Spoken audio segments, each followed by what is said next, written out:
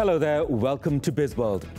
Dagang Exchange Berhad, DNEX, today refuted reports that it is interested to acquire Theta H Berhad, a company owned by Lembaga Tabung Haji, let alone be one of the front-runners to buy into it, as alleged.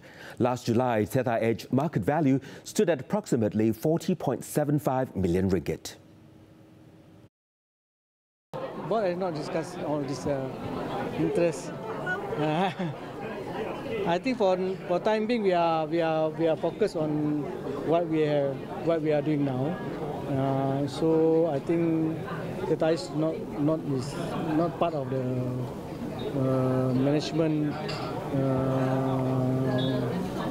looking at. He was met at the MID's GEMS Corporate Day showcase, along with Surya Capital Holdings Berhad, iBerhad, and ELK Desa Resources Berhad. Meanwhile, DNEX is still keen to sell its 30% stake in Bermuda Incorporated Oil and Gas Associate, Ping Petroleum Limited, for at least 250 million ringgit. Commenting on the upcoming 2020 budget presentation, DNEX hopes to see more technology-related projects floated by the government. Dr. Shamsul also emphasized on the need to re-skill the youth, particularly in keeping abreast with the latest technology. To re-skill our people, our workers, to have this ability, knowledge, because in terms of opportunity, there's a lot especially in the technology, artificial intelligence, and also blockchain technology, which I think in terms of application that we can develop using all the resources, especially our youth, to reskill them to be able to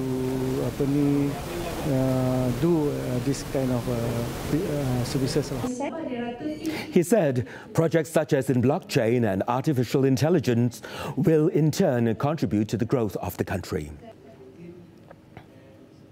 Malaysia Palm Oil Council, MPOC, is now focusing on the production and export of crude palm oil instead of refined palm oil to offset current volatile palm oil prices. Its Chief Executive Officer, Datuk Kaliyana Sundram, said this was in view of the increase in import duty by the Indian government on refined palm oil commodity by 5%. In the coming months, we anticipate that will take away part of the market share from refined palm oil in Malaysia, but we still have the opportunity to sell crude palm oil from Malaysia because the crude palm oil ex-Malaysia is still being sold duty-free, and that will also continue to be imported by the Indian refiners now. He said the move was to prevent Malaysia from losing the export of refined palm oil to that country.